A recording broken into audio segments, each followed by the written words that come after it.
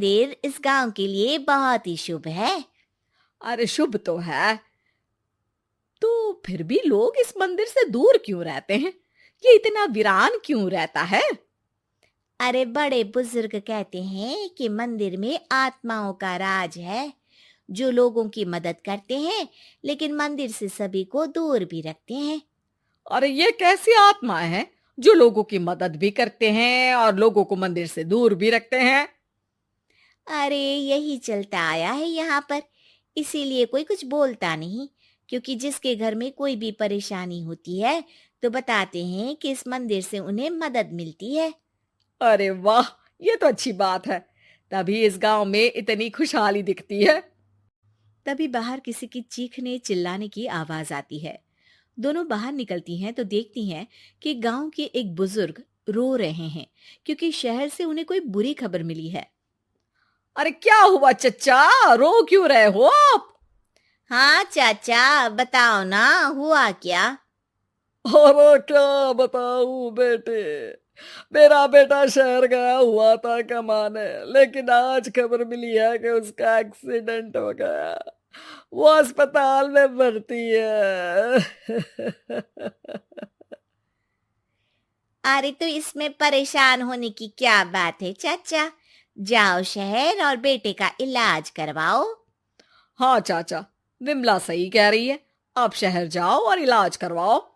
अरे कैसे इलाज करवाऊं, अभी पैसे नहीं है और शहर के अस्पतालों में इलाज का खर्चा लाखों में आता है। अरे चाचा, भगवान पर भरोसा रखो, कहीं ना कहीं से मदद जरूर मिल जाएगी। बस आज का दिन कैसे भी काट लो। अरे अब तो बेटा थोड़ा समय काटना भी मुश्किल होता जा रहा है। देख कमला, तू ही समझा चाचा को। अरे पैसों का कहीं ना कहीं से इंतजाम तो जरूर हो जाएगा। अरे चच्चा, जब विमला कह रही है तो थोड़ा उस पर भी भरोसा रखो। चलो आपको घर छोड़कर आ जाती हूँ। उसके बाद कमला उन बुजुर्ग को लेकर चली जाती है और विमला मंदिर की ओर चली जाती है। विमला मंदिर की सीढ़ियों पर चढ़ते हुए दूर से नजर आती है। उसके बाद वो आंखों से ओझल हो जाती है। उसी रात उस बुजुर्ग के घर के बाहर एक थैला रखा हुआ मिला। बुजुर्ग उस थैले को देखते ही चौंक पड़ा, क्योंकि उसमें 5 लाख रुपए रखे हुए थे। वो बुजुर्ग सुबह दौड़ा दौड़ा गांव के दूसरे बुजुर्गों के पास गया। और मंगल भाई सुनो, मेरे घर के बाहर ये पैसों से भरा बैग रखा हुआ मिला है। अरे किसका है ये भाई? अरे भैया, मुझे क्या पता। तभी उधर से कमला और विमला निकलती हैं। अरे बेटा सुन तो, देख ये क्या रखा हुआ था मेरे घर के सामने। कमला और विमला हैरानी से देखती हैं। अरे वाह, देख विमला, तूने कहा था ना कि कोई ना कोई मदद जरूर करेगा। अरे भगवान सबकी मदद करते हैं, ये पैसों की मदद भी भगवान ने ही भेजी है। और क्या। अब चच्चा सोच क्या रहे हो, शहर जाओ और बेटे का इलाज करवाओ। ठीक है बेटियों, जो तुम कहो। चलो निकलता हूँ शहर बेटे का इलाज करवाने के लिए। अरे विमला, एक बात तो बता, ये इन्हें मिले तो कैसे मिले पैसे? अरे मैं ना कहती थी कि ये मंदिर सबकी मुसीबतों में मदद भेजता है। अरे वाकई बड़ी पुण्य आत्मा है मंदिर में। सो तो है, लेकिन उनके बारे में लोगों को कम ही पता है। अच्छा, और तुम्हें क्या पता है? अ, जितना पता था वो तो बता दिया। ना रे ना, मैं नहीं मानती।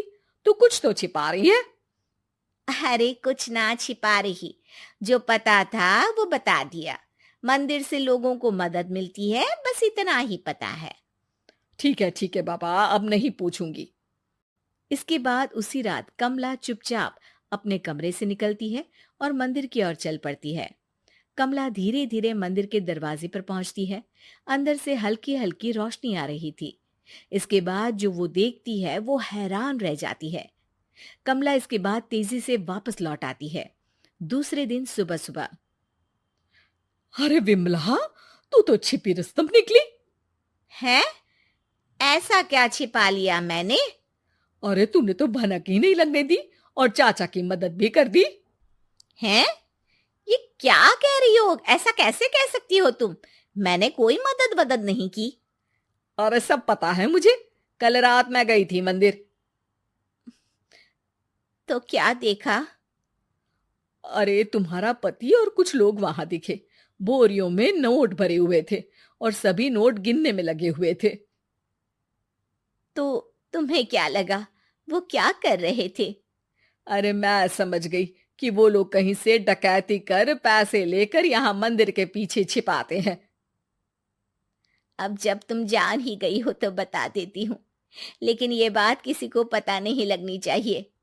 मेरे पति डकैती नहीं डालते हैं, बस उन लोगों से पैसे छीनते हैं जिन्होंने गलत तरीके से पैसे बनाए हैं। और फिर लोगों की मदद करते हैं। यही है वो पुण्य आत्माएं जो लोगों को मदद पहुंचाती है।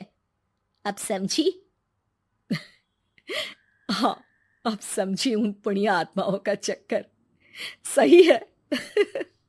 करते रहो मदद, लेकिन सावधानी से, मेरी तरह कोई और ना पहुंच जाए।